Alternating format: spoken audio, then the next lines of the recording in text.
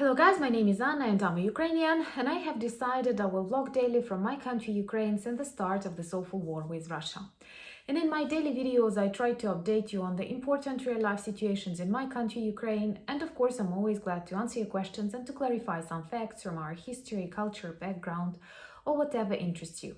And recording this vlog, I have to confess I have never expected it will take us so long to win this war.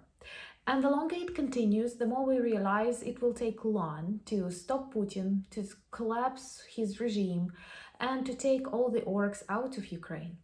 So this is going to be a long war, something no one wanted and no one expected before it started. At the same time, I do understand that all of us are tired. And when I say us, I mean both Ukrainians and allies, those countries that help and support us. With Russia trying to add more pressure and various new manipulative techniques, there are many citizens that start doubting whether it is worth continuing the support of Ukraine. And here are a couple of reasons that I want to share why I think it is so important to fight together with us. Honestly, not because I want to persuade you, and of course we need your help, but also I honestly think so. It is no more just a war between Ukraine and Russia. It is not just the occupation of Ukraine by Russia. It is the demonstration of total disrespect to international law, human rights, by Russian government and dictator Putin. All his threats, continuous nuke talk, only demonstrate that he is crazy, and to live with such person on a planet after the crimes that he committed is not possible, or at least to feel safe on a planet during that. Angela Merkel, it seems to me yesterday, said that we have to respect Putin's threats to use nuclear weapons. And I totally disagree with her. It's not the first time. And I think that I try not to blame people on my channel, but I do think that her role in international acceptance of Putin and his first minor crimes is very important. And to some extent, she is responsible that for a couple of years, people and global politicians tried to close their eyes on various things that were actually symptoms of Putin's growing hatred and Putin's growing danger. So it is not the time to save his face or to try to understand what he means or what he wants, because he is not governed by logics, by any predictable tactics, and he is a dangerous criminal person who threatens not only Ukraine but the world. Many of his speaking heads mentioned other countries, starting from the United Kingdom and the USA that are far away, and very often and repeatedly threatening Baltic countries, Poland, and others. So it goes without saying that starting war in Georgia, starting war long ago in Chechnya, in Moldova, and now in Ukraine, Putin demonstrates that his hunger is not limited to a particular region or a particular purpose. And moreover, all of the reasons for the start of this war, they cannot explain even by themselves. So they are totally illogical. They were made up by Russian propagandists. And now it is not a war between Ukrainian people and Russian people. It is war between democracy and totalitarianism, between revived USSR and the West, between freedom and prison, between Russia and the rest of the more or less civilized world. I'm not I'm realistic about Ukraine and its problems. And I'm very grateful for the comments and emails that you send me. And they are so different because in one messages, I feel that people are tired. And for example, the targeting of the infrastructure, gas pipelines in Sweden and Denmark caused doubts in many people in these countries, like, do we need these problems or can continue to something more important? They are not afraid of direct bombings or, like, I don't know, Russian tanks on their land, but they are afraid of various infrastructure sabotage, I don't know, hacker attacks, and Russians are well known for that. Others give me links to people who persuade how important it is to stand with Ukraine and to continue this support. So I have decided, like, to sum up and explain you how I feel, of course, being an Ukrainian, so you may say that I am subjective in that. But, well, first of all, I know that now in the European Union and in the US Congress, there are debates and some people express doubt whether support is needed, should it be continued, and at the same time, we are very grateful for everything that we receive, starting from moral and educational support, and of course finishing with military and humanitarian aid. And Russians also try to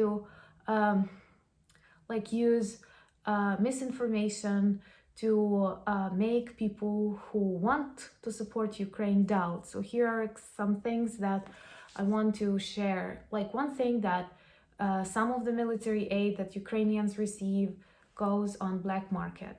This is a popular Russian propaganda myth, but if you look, we don't have Lend-Lease yet. It is going to start in October. But right now, when we started receiving the weapons and when our soldiers received the necessary training to use these weapons, it was end August.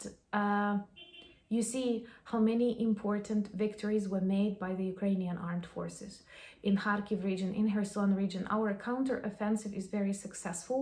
Why? Because we are brave, but also because we have received the help from our allies.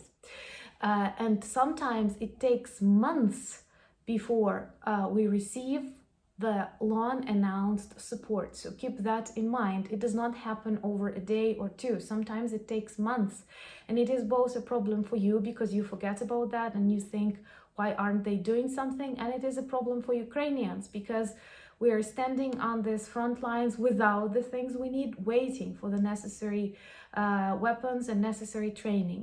But this is what life is. It cannot go faster. Then also another very important thing is that Russians try to speak about Ukrainian corruption. And in my vlogs, I also say that, of course, there is much corruption in Ukraine, and there are many things to be done. But at the same time, after the association with the European Union, after the receiving the candidate status, after the revolution of dignity, many positive reforms and successful reforms were made. So there are some sectors like the court, for example, that are still problematic, but there are lots of other spheres where we are successful. Plus, we have a very active civil society. All of our revolutions and volunteering and people's strengths during this war demonstrate that. So our civil society will not allow this corruption to grow, and especially after the revolutions and after the wars. So we do have that corruption, much of which was also inherited from the Soviet Union too. But at the same time, we're fighting it contrary to Russians. There are lots of international watchdogs working in Ukraine, and civil society cooperates with them. So I'm sure there will be lots of positive changes. And now all countries are corrupt to a particular extent, and Ukraine is speaking about its problems, is trying to cure them, and does everything possible even during wartime. So I cannot tell you that this may be the main reason not to support us. And then if to make it in a very primitive way, so if you choose a more or less corrupt country to support, then Russia is 100% more corrupt than Ukraine, and is not talking about that, and describes various organizations that work against corruption as negative, as evil, as, I don't know, agents of the devil. So it's not like that in Ukraine, and our society wants transparency, changes politicians, changes laws, and does everything it can. I can honestly tell you that maybe we don't have, like, we do have some bad politicians or we do have some oligarchs, but we have one of the most active anti-corrupt societies in Ukraine, because civil organizations and civil society is very, very active. You can check it by just Googling various actions. Also, I have read like about the fact that many citizens in the US, they consider China to be the great problem and not Russia. And I agree with that, because China is very patient, China observes, it does not actively participate in military conflicts, but slowly swallows economy of other countries, commits perhaps lots of bad things inside them, especially with indigenous people and many other examples. But at the same time, Russia is much dependent on China, and China observes what happens to Russia. And I think that many of China's future decisions depend on success or failure of Russia and Putin, which will demonstrate how strong the West is, how united people are. So all of that may be quite important. And now Russians try to threaten the world with energetic crisis, product crisis. They use this very terrorist style like arguments, and I have even put down a list like of typical Russian diplomacy techniques, and for me these are provocations, bribes, blackmail, and various old Stasi,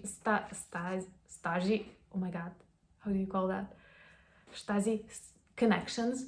And like they have this network of agents they cooperate with, not only in Germany but in other countries. They use that, they blackmail, they bribe, they try to buy political decisions, and of course they provoke and kill and poison. And this is Russian diplomacy, and with the help of these old tricks, they influence, they interfere in the politics of many countries.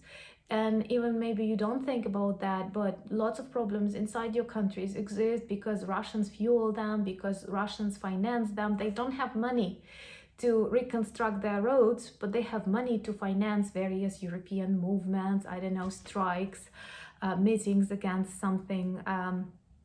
They try to interfere in the election processes, and to grow hatred between various ethnic, racial, I don't know, other communities, and I don't know, inspire countries to exit various unions that offer them safety, making them more vulnerable, and then trying to influence on them with Russian money. And all of that can be very dangerous. Putin in his head, by full-scale open war with Ukraine, ignoring all the agreements, ignoring all the norms of the international law, in his head he had started World War III. Just like Hitler, they do not announce it at the beginning. They slowly follow their plan, and here in Ukraine they failed. Blitzkrieg failed. And West demonstrated its unity. So for Putin it is a failure, but it is very important for us to stay strong and united, because for him there is no other option just to continue and try to win this war. But if he wins it in Ukraine, he will continue, and he speaks about that. And don't think that his attacks will finish on your countries in the sphere of IT technologies or just like pipelines. Then slowly, what stops him, for example, from the idea to recreate the Warsaw Pact, swallowing many countries, many Eastern European countries that were formerly under the influence of Soviet Union? He often threatens the Baltic countries, Poland, Czech Republic, and you may tell me he will die, but they plan for decades. And honestly, when I try to imagine Russia without Putin, I don't see any normal substitution. Even Navalny, he's like not very bright, honestly. He is in prison, and he is, by the way, a very strong Russian chauvinist. He's not that like bad, but he's not that good. And it's not likely that he will become the heir of Tsar Putin. And then we have this question, so that no normal change is possible in Russia. Russia has committed so many crimes everywhere, and people saw that. and then they are ready to continue if they win it in Ukraine, and if they see that Ukraine, allies, Western world, democratic world is weak, as they constantly describe it to Russians, they will continue. And listening like you have to respect Putin, it is just the same like you have to respect a serial killer because he was smart enough to kill so many people. He was brave enough to do that because what?